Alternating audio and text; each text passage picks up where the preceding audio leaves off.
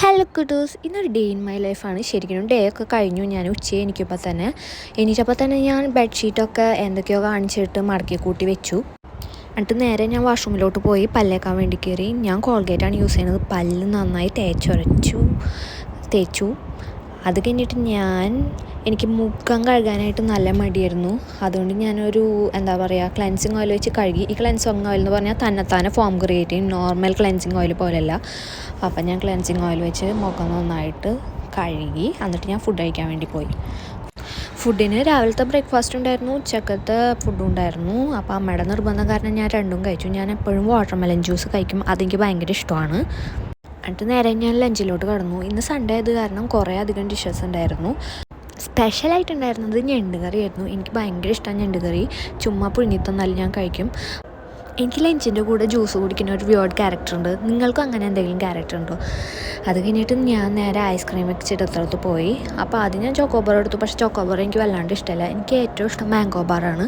അപ്പോൾ മാംഗോ ബാറും പൊക്കിക്കൊണ്ട് ഞാൻ റൂമിലോട്ട് പോയി. എനിക്ക് എന്തെങ്കിലും എരിവുള്ളത് കഴിച്ചാൽ അപ്പം തന്നെ മധുരമുള്ളത് കഴിക്കണം, മധുരമുള്ളത് കഴിച്ചാൽ അപ്പം തന്നെ എരിവുള്ളത് കഴിക്കണം. അങ്ങനെ എപ്പോഴും കഴിച്ചുകൊണ്ടിരിക്കും ഞാൻ. അത് കഴിഞ്ഞിട്ട് ഞാൻ നേരെ റൂമിലോട്ട് പോയി. കുറേ നേരം ഞാനാണെങ്കിൽ ഇങ്ങനെ ഐസ്ക്രീം കടിച്ച് കഴിക്കാം. എനിക്ക് ലിക്ക് ചെയ്ത് കഴിക്കുന്ന ഇഷ്ടമില്ല. ഈ മാംഗോ ബാറാണെങ്കിൽ നമ്മൾ നോർമൽ നാട്ടിൽ കിട്ടുന്ന മാംഗോ ബാർ പോലെ ആയിരുന്നില്ല, ഭയങ്കര ക്രീമി ആയിട്ടുള്ളതായിരുന്നു. നമ്മുടെ നോർമൽ എന്ന് പറഞ്ഞാൽ ഒരു ജ്യൂസിൻ്റെ അകത്തുള്ള സാധനത്തിൻ്റെ അകത്ത് വാനില ആയിട്ടുള്ളതല്ലേ. പിന്നെ അത് കഴിഞ്ഞിട്ട് ഞാൻ ചാർജ് ചെയ്യാൻ കുത്തിവെച്ചു.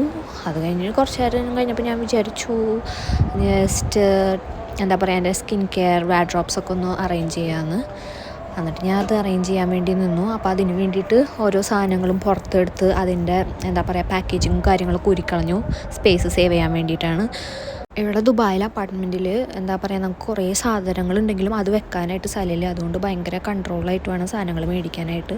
സ്പേസ് സേവ് ചെയ്യാൻ വേണ്ടിയിട്ട് സാധനങ്ങളെടുത്ത് കളഞ്ഞ സിറ്റുവേഷൻസ് വരുന്നുണ്ട്.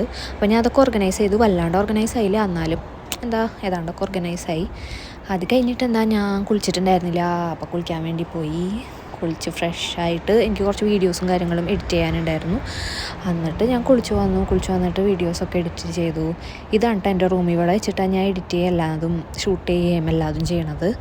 അങ്ങനെ എഡിറ്റ് ചെയ്ത് വന്നു കഴിഞ്ഞപ്പോൾ എനിക്ക് ഒരു ഷീറ്റ് മാസ്ക് ഇടണം തോന്നി. ഇപ്പോൾ കുറേ നാളായിട്ട് ഞാൻ ഷീറ്റ് മാസ്ക് ഇങ്ങനെ കണ്ടിന്യൂസ് ആയിട്ട് യൂസ് ചെയ്യുന്നുണ്ട്. ഭയങ്കര ഒരു ഇതാണ്. അപ്പോൾ അത്രയേ ഉള്ളൂ. ബൈ.